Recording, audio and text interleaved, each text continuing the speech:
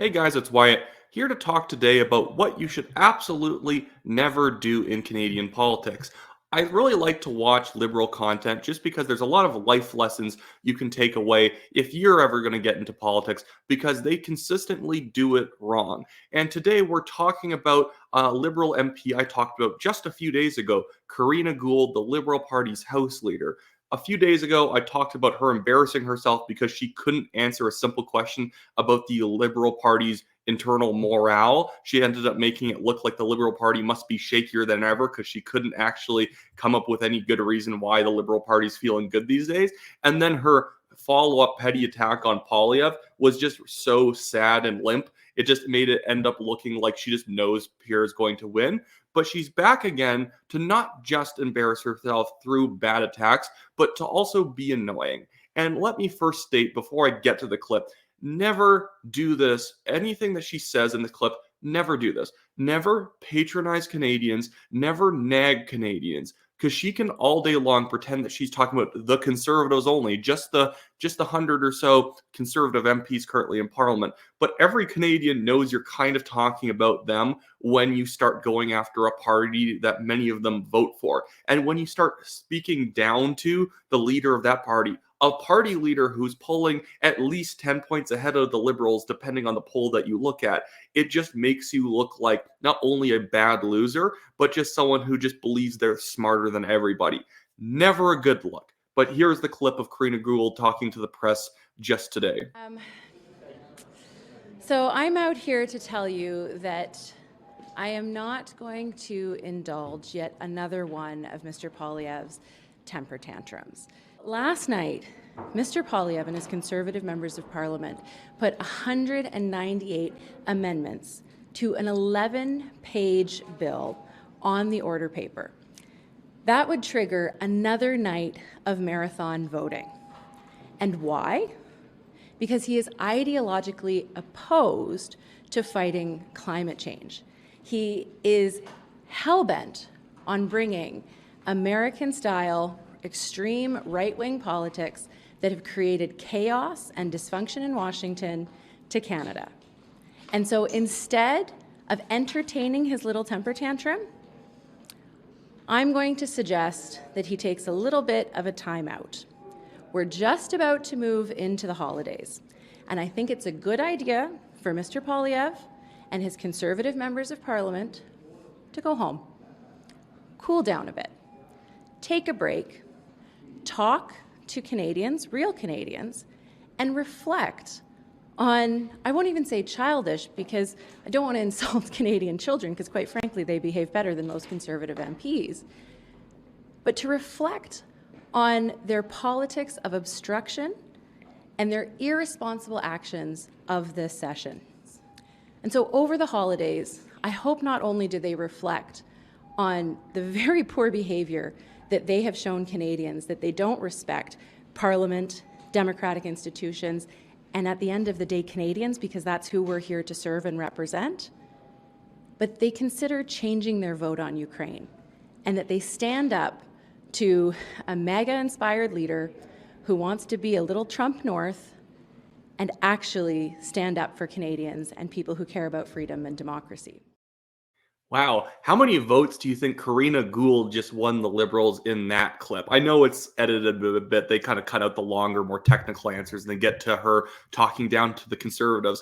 But I'm going to start off on just some technical issues with the claims that she's even making. The idea that somehow it's the Conservatives don't care about the environment or something like that. And she's trying to turn this into shaming the Conservatives because they don't take climate change seriously.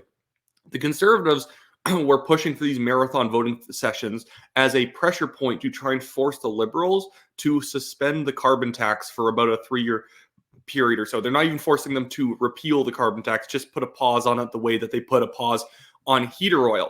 Very sensible policy and tactic from the Conservatives. Also, the Ukraine vote It's the conservatives haven't really voted against Ukraine in any way. They voted against the carbon tax measures that were put into a free trade agreement with Ukraine. We also already trade with Ukraine, and for the most part, we don't trade that much with Ukraine. It's kind of a bit of a dead bill. The liberals just want to have as many votes on Ukraine to make it look like they're hyper supportive of Ukraine, and then they throw some language into the bills that basically force the conservatives not to vote for them, and then they pretend like the conservatives somehow hate freedom or something like that. It's ridiculous. But now I just want to get to her tone. And I feel completely qualified to actually critique her tone and give her advice because of the way she talks down to other people. She's giving the advice to the conservatives. I will give her advice. Now, first off, don't talk with a vocal fry. I always want to let the conservatives know that they can go home and take a night off. Never talk like that. You sound arrogant. You sound like you think you are the smartest person in the room. An incredibly unappealing sort of a personality in any politician. And then the idea, again, remember, she is referring to Canadians themselves. She can pretend like she's talking about conservative MPs all day long. She is talking about conservatives in general, because that's why she said, oh, Pierre Poilievre and the conservative MPs, they should go try and talk to real Canadians. As if their own conservative supporters are not real Canadians. Real Canadians believe in all the crazy progressive values of the liberals. They're the people who think carbon taxes work despite the emissions going up and also crushing poorer families. that's what dangerous, just like dangerous, disgusting Canadians do not believe in those things. But if you're a real Canadian, you believe in woke, hyper-progressive values. You believe in putting period products in men's rooms in Parliament. That's what real Canadians believe. So, Karina, never ever start treating your opposition like they're children, because it makes voters who are currently appealed to that option, makes them feel like you are talking down to them, because in reality you really are. If you trash something that someone likes, you are indirectly trashing them. Nobody is watching Karina and thinking, she insulted Pierre Poilievre enough, called him the Trump of the North and all this other stuff enough that, you know what, I'm not going to vote Poilievre. I'm going to vote for the guy who's been ruining the country for the past 8 years. Unless you're going to come with a policy recommendation that's going to reverse some of the pain and not just going to add to the inflation problems while helping basically nobody, then maybe we can talk about the Liberals crawling it back in the polls. This way of talking to Canadians and talking about your opposition makes you just seem like, frankly, a nag. And nobody likes a nag in government. It actually makes you seem pretty incompetent that you are currently in the government. The Liberal NDP coalition government has control over everything. And yet you are whining because your conservative opposition is doing their jobs too well. That's effectively what everything comes down to. She doesn't like that the conservatives are holding them accountable on all these votes. So basically, she's going to act like they're a bunch of 5-year-olds who need a juice box and a nap. That just makes you seem like the most patronizing person on the planet. And even a liberal voter, I think, watching this is not going to be like, yeah, you go get him, because it's not really like an energetic enough response that this is even playing well to your base. It just kind of feels very snarky, and I don't think that snark is particularly a great political skill.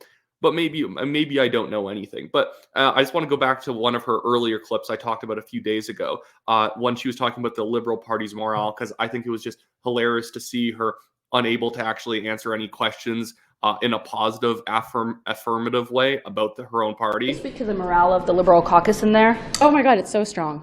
It's so strong.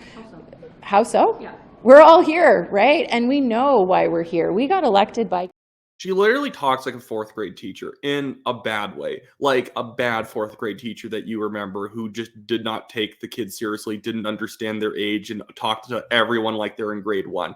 And I still love that. I think of it all the time when the reporter says, well, can you speak to the morale inside the Liberal Party? And she's like, oh, it's fantastic. And then the person's like, how so? And she's just like, well, we're here. Like, what? Of course you're here. Like, as I said in my other video, is it like a sign of strength that the Liberals haven't defected over to another country yet? Whatever. I guess they're all in one location, so it means that they're doing fantastic. Well, that's going to be the end of this video. Just want to remind people, I have a legal fund Linked in the description of this video, Wyatt's legal fund. It's a Give Send Go page. I'm being sued by a billionaire. I'm winning the lawsuit easily, but he's just trying to drag it out and cost me as much money as possible, over $25,000 so far. So if you want to chip in a few dollars here or there, that really helps me out. And then I also want to let everyone know I'm currently running for the Calgary Signal Hill Conservative Party nomination. So if you live in Calgary Signal Hill, and based on the viewership I get on each video, there must be at least one or two of you who definitely do live in the riding.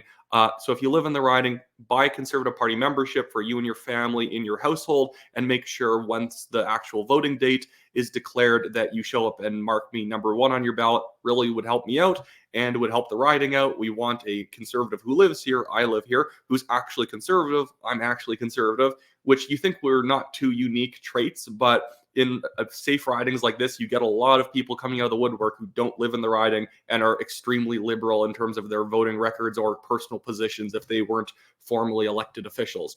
Anyways, other than that, I hope everyone has a fantastic day, and I'll see you in my next video.